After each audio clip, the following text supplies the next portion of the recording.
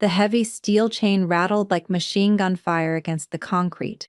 They called him Goliath, 120 pounds of scarred muscle and shattered nerves that terrified even the hardened outlaws of the Hells Angels. He was a ticking time bomb, but the one to defuse him wasn't wearing leather or club patches. She was wearing ragged sneakers. The Hells Angels clubhouse sat on the edge of the industrial district, a sprawling, fortified compound of corrugated steel, cinder block walls, and chain-link fences topped with razor wire. To the outside world, it was an intimidating fortress that radiated danger, filled with the deafening roar of V-twin engines and the heavy scent of motor oil, stale beer, and exhaust. But inside the heavily guarded gates, there was something that made even the most seasoned, battle-scarred bikers nervous. His name was Goliath. Goliath was a blue-nosed pit bull, though his lineage was obscured by the patchwork of pale, jagged scars crisscrossing his broad muzzle and muscular shoulders. He was massive, tipping the scales at over 120 pounds, built like a cinder block with teeth. He belonged to Jackson Brick Callahan, the sergeant-at-arms of the chapter. Brick was a mountain of a man with a braided beard and a rap sheet longer than a highway, but he had a glaring soft spot for broken things. Brick had pulled Goliath out of a basement raid 6 months prior. A low-level syndicate operating out of a rusted-out warehouse had been running an underground dogfighting ring. When the Angels paid them a less-than-friendly visit to settle a territory dispute, Brick had found the dog chained to a radiator in the dark, bleeding, starved, and half-mad with rage. Brick put a bullet in the ringleader's kneecap, scooped up the massive dog in a heavy tarp, and brought him back to the compound. But rescuing Goliath and saving him were two very different things. The trauma ran deep, woven into the dog's very DNA. Goliath trusted no one, not even Brick. The dog was kept in the back lot of the compound, tethered to a rusted steel I-beam by a heavy-duty logging chain. He paced relentlessly, a low, guttural growl vibrating in his chest whenever anyone walked within 50 feet of him. He didn't bark. He just stared with flat yellow eyes that promised violence. "That animal is a liability, Brick," muttered Rusty Miller, the chapter's vice president, leaning against the door frame of the garage one sweltering Tuesday afternoon. Rusty was missing half of his left ear from a bar fight in Reno, and he wasn't a man who spooked easily. But as he watched Goliath shred a steel-belted radial tire with violent snapping jerks of his neck, he took an involuntary step back. "He just needs time," Brick replied stubbornly, wiping grease from his hands with a red rag. "He's been through hell. You don't just walk out of hell and start wagging your tail." "He nearly took Whiskey's arm off yesterday when he tried to push a bowl of water toward him with a broomstick," Rusty argued, gesturing with a half-smoked cigarette. "I'm telling you, brother, that dog is completely feral. One day, that chain is gonna snap, and one of us is gonna have to put a bullet in him. It's a tragedy waiting to happen." Brick's jaw tightened, but he didn't argue. Deep down, he knew Rusty was right. Goliath was unapproachable. The dog couldn't be vetted, couldn't be bathed, and barely tolerated being fed. He was a prisoner of his own terror, lashing out at a world he firmly believed was trying to kill him. What neither Brick nor Rusty realized was that they were being watched. Just beyond the western perimeter of the compound, where the razor wire sagged over an alleyway choked with weeds and discarded pallets, a pair of dark, observant eyes peered through the chain-link fence. Her name was Lily Harper. She was 9 years old, chronically underweight, and entirely alone. Lily had run away from a dilapidated foster home in Stockton 2 months earlier. Her previous foster father, a cruel man named Arthur Pendleton, had a fondness for the heavy leather belt hanging in his closet. Lily had learned early on that invisibility was the only true armor in the world.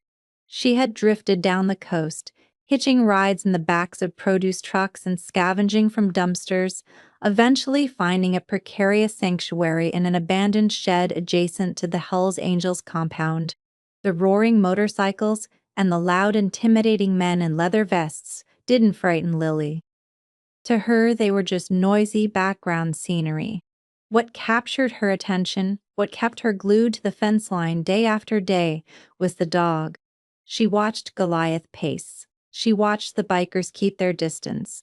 She watched the way the dog's ears pinned back flat against his skull whenever a heavy wrench was dropped or a motorcycle engine backfired.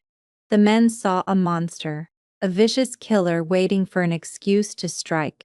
But Lily saw something else. She recognized the rigid posture, the frantic pacing, the desperate aggressive display meant to keep the world at bay. It was the same way she had felt hiding under the staircase when Arthur Pendleton came home drunk. Goliath wasn't angry. He was utterly, overwhelmingly terrified. And for the first time in her short, difficult life, Lily felt an overwhelming urge not to run away, but to stay. Summer in the Bay Area usually brought dry heat, but the second week of August ushered in a freak atmospheric river. The sky bruised to a deep, violent purple by mid-afternoon, and the air grew thick and heavy with the scent of ozone and impending rain. Inside the clubhouse, the jukebox was blaring classic rock, and a dozen patched members were gathered around the worn felt of a pool table, drinking cheap beer and waiting out the weather. Outside, the wind began to howl, rattling the corrugated iron roof. Then the lightning struck. It was a blinding, jagged flash that illuminated the yard in stark white, followed instantly by a crack of thunder so deafening it felt like an artillery shell detonating in the parking lot. Out in the yard, Goliath lost his mind. To the traumatized pit bull, the thunder wasn't just noise, it was the sound of gunshots, the sound of the fighting pits, the sound of pain. Blind panic seized him. He thrashed against his heavy chains, spinning and snapping at the air, his barks turning into high-pitched, hysterical shrieks. Inside the clubhouse, the men paused. "Hell of a storm," Whiskey Cole muttered, chalking his pool cue. He was a lanky, tattooed biker with a scar cutting through his left eyebrow. Another crack of thunder shook the floorboards. Over the boom, a distinct metallic snap echoed from the yard. It was a sharp, final sound. Brick dropped his beer bottle. It shattered on the concrete floor, but he didn't look down. "The chain," he breathed, the blood draining from his face. He lunged for the heavy steel door, throwing it open to the pouring rain. The yard was a sea of mud and driving water, and standing in the center of it, dragging a broken 3-foot section of heavy chain attached to his leather collar, was Goliath. The rusted anchor on the I-beam had completely sheared off. Goliath was free, and he was terrified. The dog spun around, disoriented by the driving rain and the flashing lightning. He saw Whiskey Cole, who had stepped out onto the covered porch behind Brick. Goliath's survival instinct kicked into overdrive. He lowered his massive head, bared a horrifying set of teeth, and let out a roar that chilled the blood of every man present. "Nobody move," Brick barked, holding his hands up slowly. "Don't run. If you run, he'll trigger." But Whiskey was already backing up, his hand instinctually reaching toward the heavy hunting knife strapped to his belt. "Brick. He's gonna charge. I'm not letting that beast tear my throat out." "Don't pull a weapon on him," Brick yelled over the storm. "He's just scared." "I don't care what he is," Rusty shouted, stepping out beside Brick, his hand hovering over the concealed pistol at his hip. "If he lunges, I'm putting him down." "I'm sorry, brother, but I'm not watching one of our own get mauled." Goliath took a step forward, his muscles bunched, ready to launch himself at the men on the porch. The tension was a physical weight in the humid air. A bloodbath was seconds away. Then a small shadow slipped through the iron gate. The perimeter gate hadn't been fully latched, and the wind had blown it open a few inches. Squeezing through the gap was a tiny figure drenched in the torrential rain. It was Lily. She was wearing a soaked, oversized gray hoodie that swallowed her thin frame, her ragged sneakers squelching in the mud. She didn't look at the massive bikers on the porch. She didn't look at the weapons they were slowly drawing. Her eyes were locked entirely on the snarling 120-pound killing machine in the center of the yard. "Hey!" Brick roared, his voice cracking with sheer panic. "Kid, get out of here." "Run." Lily didn't run. She didn't even flinch. She kept walking, her pace slow and deliberate. "Jesus Christ, someone grab her!" Whiskey yelled, taking a step forward, but Goliath instantly pivoted, snapping his jaws in Whiskey's direction, forcing the biker back against the wall. The dog was now positioned squarely between the bikers and the little girl. "Kid, stop," Rusty pleaded, his hand gripping his pistol, but he couldn't get a clear shot without risking hitting the child. "He'll kill you." Lily stopped about 10 feet away from Goliath. The dog turned his massive, scarred head toward her. His yellow eyes were wide, dilated with panic and rage. He let out a deep, rumbling growl that vibrated the puddles around his paws. He lowered his front half, ready to spring. The bikers held their breath, helpless. Brick closed his eyes, unable to watch what he knew was about to happen. Lily slowly dropped to her knees in the cold mud. The rain plastered her dark hair to her face. She didn't make direct eye contact with the dog she knew better from watching the strays in the alleys. Instead, she looked at his paws, tilted her head slightly, and began to hum. It wasn't a song. It was just a steady, low, rhythmic vibration in her throat, a sound she used to make to calm herself down when she was locked in the closet by her foster father. Goliath froze. The growl hitched in his throat. He barked once, a sharp, explosive sound, but Lily didn't flinch. She just kept humming, perfectly still, making herself as small and non-threatening as humanly possible. Slowly, with a trembling hand, she reached into the oversized pocket of her wet hoodie. Rusty raised his gun, his heart pounding in his ears. "What is she doing?" he whispered fiercely. Lily pulled out a half-eaten, slightly soggy hot dog bun she had salvaged from a convenience store dumpster that morning. She didn't throw it. Throwing things meant dodging, meant violence. Instead, she placed it gently in the mud about 2 feet in front of her, then pulled her hand back and rested it on her knee, palm up, open, vulnerable, offering. The rain poured down on them in sheets. Time seemed to stop entirely within the walls of the Hells Angels compound. A dozen hardened outlaws, men who had faced down rival gangs and federal raids without blinking, stood completely paralyzed, watching a 9-year-old homeless girl negotiate with a monster. Goliath snorted, eyeing the soggy bread. He looked at the girl. She wasn't yelling. She wasn't holding a stick. She wasn't running. She was just there. Slowly, agonizingly slowly, the rigid tension in the pit bull's hindquarters began to ease. He took one tentative step forward, dragging the heavy broken chain through the mud. Then another. The heavy broken chain dragged through the mud with a sickening scrape, a sound that usually meant imminent violence. But as Goliath closed the distance between himself and the small, drenched girl, the manic energy seemed to drain from his massive frame. He stopped mere inches from Lily's outstretched hand. The rain battered them both, washing the blood and mud from Goliath's scarred muzzle and flattening Lily's dark hair against her pale cheeks. Goliath sniffed the soggy hot dog bun. Then he looked up, his yellow eyes locking onto Lily's.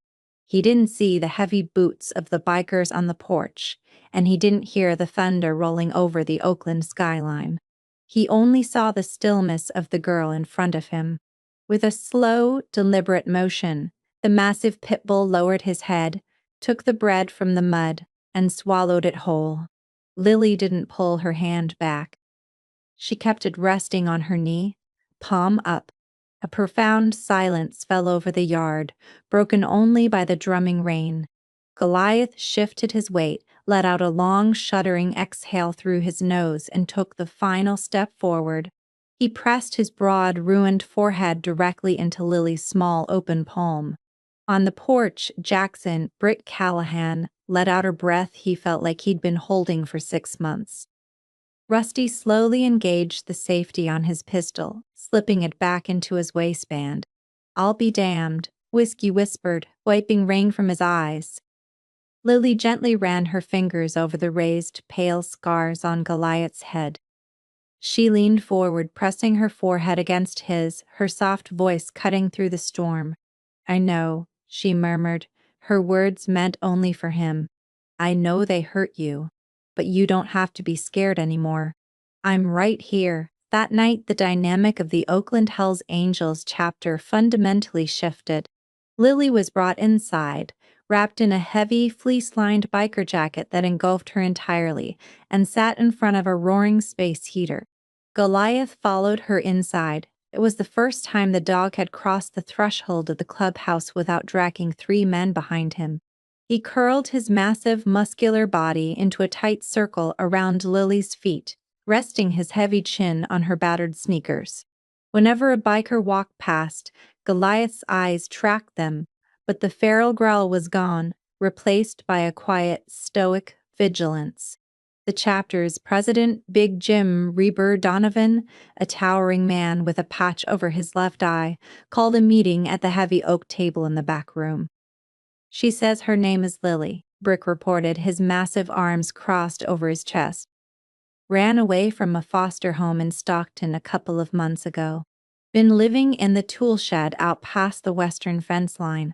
Kid's been eating out of the dumpsters behind the strip mall." Big Jim frowned, the leather of his vest creaking as he leaned forward. "Stockton.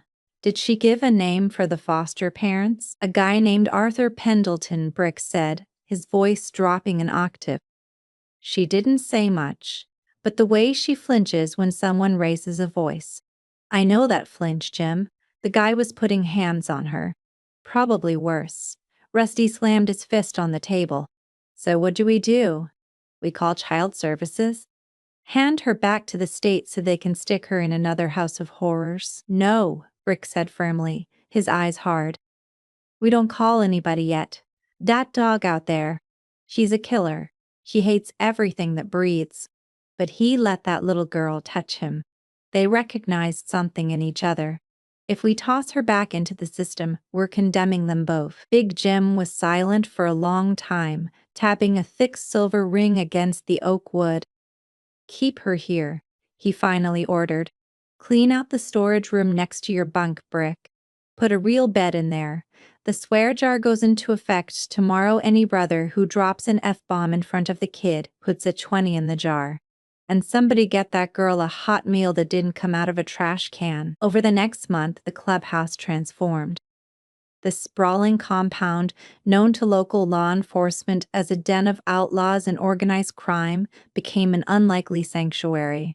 The men, hardened by prison stints and gang wars, softened in Lily's presence. Whiskey taught her how to play pool, standing on a milk crate to reach the table. Rusty brought her comic books and a steady supply of chocolate milk. And Brick became her shadow, a fiercely protective surrogate father who made sure she ate 3 times a day. But Willie's true shadow was Goliath. The dog was completely unrecognizable. The frenzied pacing stopped. The aggressive lunging ceased. He moved through the clubhouse with a calm, heavy grace, never straying more than 5 feet from Lily. He allowed the bikers to pet him, though he clearly merely tolerated them. His loyalty entirely and unequivocally belonged to the 9-year-old girl. However, the past rarely stays buried, especially when money is involved. Arthur Pendleton wasn't just a cruel foster father. He was a man deeply embedded in the criminal underbelly of the Central Valley. The foster checks he collected for Lily and 3 other kids were just a cover for his primary source of income, breeding and supplying fighting dogs for illegal underground rings. When the Hells Angels had raided the Oakland warehouse 6 months prior, they hadn't just rescued a dog, they had stolen Pendleton's prized asset. The syndicate that ran the ring had demanded compensation for the disrupted operation and the loss of the dogs. Pendleton owed a massive debt to very dangerous people, and his time to pay was running out. Desperate, Pendleton had been tracking rumors, shaking down low-level street dealers and informants. Word eventually reached him about a massive, scarred, blue-nosed pit bull living at the Hells Angels compound, a dog that matched the exact description of the champion he had lost. Pendleton didn't care about the little girl who had run away, but when an associate spotted Lily walking the massive jog near the industrial park, Pendleton realized he had hit the jackpot. He could grab the girl, grab the dog, and use the child to keep the animal compliant until he could sell the beast off to a cartel connection in Mexico. It was a twisted, desperate plan, born of a desperate man. It was a quiet Tuesday morning. Most of the chapter was out on a memorial run up the coast, leaving the compound relatively empty. Brick was inside the garage, deep in the engine block of a '98 Harley, while Pops Henderson, a white-haired biker in his 60s, was asleep in a lawn chair by the front door. Lily was outside the perimeter gate, throwing a tennis ball against the brick wall of an abandoned textile factory across the street. Goliath was sitting dutifully at her side, his heavy tail thumping against the asphalt every time the ball bounced back to her. A rusted dark green Ford F-150 rolled slowly down the street, its engine knocking loudly. It didn't drive past. It pulled up directly onto the curb, blocking Lily's path back to the compound gate. The heavy doors groaned open and 3 men stepped out. Lily froze. The tennis ball slipped from her fingers and rolled into the gutter. Standing by the hood of the truck, flanked by 2 large, heavily tattooed enforcers, was Arthur Pendleton. He wore a stained denim jacket, his face gaunt and unshaven, his eyes alight with a frantic, dangerous energy. "Well, look what the cat dragged in," Pendleton sneered, pulling a thick lead rope from his back pocket. "Been looking all over for you, Lily. The state's real upset you ran off. Real upset." Lily couldn't speak. Her throat tightened, her lungs refusing to draw air. The instinct to become invisible, to shrink into nothingness, overwhelmed her. She took a trembling step backward. Goliath did not step backward. The pit bull rose slowly, stepping smoothly in front of Lily, completely blocking her body with his massive frame. The fur along his spine bristled, forming a sharp ridge of raised hair. He didn't bark, he didn't snap. He simply planted his feet, lowered his scarred head, and let out a sound that didn't even sound like a dog. It was a deep, guttural, mechanical vibration that seemed to shake the pavement beneath them. Pendleton's eyes darted to the dog. Greed flashed over his features, momentarily overriding his caution. "That's him," he muttered to the enforcer on his left, a bald man with a jagged scar on his cheek. "That's the heavy hitter. Get the girl. The dog will follow if we have her." The bald enforcer lunged forward, reaching past the dog to grab Lily's hoodie. It was the last mistake he would ever make with 2 functioning arms. Goliath struck with the speed of a coiled viper. There was no warning bark, no hesitation. 120 pounds of pure, terrifying muscle launched through the air. Goliath's jaws clamped onto the enforcer's forearm with the crushing force of a hydraulic press.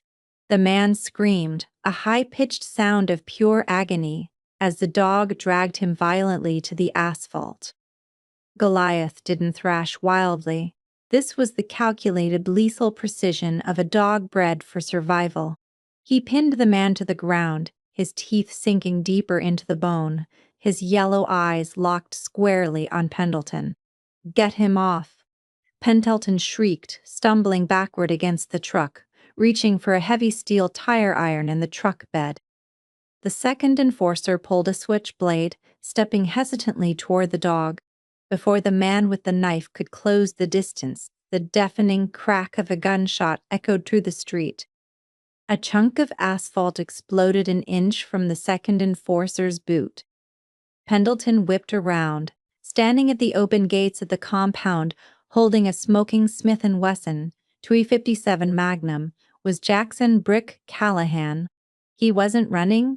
He was walking toward them with a slow, heavy, terrifying calmness. Behind him, Pops Henderson was racking the slide of a pump-action shotgun. "Drop the knife," Brick said. His voice wasn't loud, but it carried a weight that made the air feel thin. The enforcer dropped the switchblade instantly, throwing his hands up. Brick walked past them, ignoring the men entirely. He stepped up to Lily, who was trembling violently. He dropped to one knee, wrapping his massive arm around her shoulders, shielding her. "You okay, kid?" he asked softly. Lily nodded, burying her face in his leather vest. Brick looked at the dog. "Goliath. Release." Goliath held his grip for 3 agonizing seconds, his eyes still locked on Pendleton. Then, slowly, he opened his jaws, stepping off the whimpering, bleeding man on the ground. The dog moved immediately to Lily's side, pressing his heavy body against her leg. Brick stood up. He walked over to Pendleton, who was now trembling, gripping the tire iron with white knuckles. Brick recognized him. He remembered the face from the warehouse raid, the man scrambling out the back door while his dogs bled on the concrete. "You're the rat," Brick said, his voice dropping to a dangerous whisper. "You're the scumbag who chained him to the radiator. He's my property." Pendleton spat, though his voice cracked with terror. "And the girl is a ward of the state. You're kidnapping." Brick moved so fast it was a blur. He ripped the tire iron from Pendleton's grasp and slammed his heavy combat boot into the man's knee. Pendleton collapsed with a scream, clutching his leg. Brick grabbed him by the collar of his denim jacket, hauling him halfway up, pulling him close until they were nose to nose. "Listen to me very carefully, because I'm only going to say this once," Brick growled, the cold, dead look of an outlaw in his eyes. "That girl is my daughter. That dog is her protector. And you are a ghost. If I ever see your face in Oakland again, if I ever hear your name whispered in the wind, I won't use a gun. I will let Goliath finish what he started, and then I will bury whatever is left of you in a place where God himself won't find you." Brick shoved Pendleton backward into the dirt. "Take your trash," he said to the uninjured enforcer, pointing at the bleeding man on the ground, "and get out of my city." The enforcer scrambled, dragging a sobbing, limping Pendleton into the cab of the truck. The F-150 sped off, tires squealing, leaving nothing but a cloud of exhaust in its wake. Brick turned back to Lily. He knelt down again, ignoring the dirt on his jeans. He reached out and gently ruffled Goliath's ears. The massive pit bull leaned into the touch, letting out a soft grunt. "Come on, Millie," Brick said, his voice thick with emotion, holding his hand out to the little girl. "Let's go home. I need to make some phone calls to a lawyer. We've got adoption papers to file." Lily looked at the massive, bearded biker. Then she looked at the scarred, terrifying dog who had just risked everything to save her. A small, genuine smile, the first one she had worn in years, broke across her face. She took Brick's hand, and with Goliath walking proudly by her side, they walked back through the iron gates. The Oakland Hells Angels chapter remained a fortified stronghold of outlaws, but its heart had fundamentally changed. A fiercely broken dog and a shattered girl had found each other in the mud, proving that even the deepest trauma can be healed by unwavering trust. Goliath was no longer a monster, and Lily was no longer a ghost. Together, they had finally found a place to call home.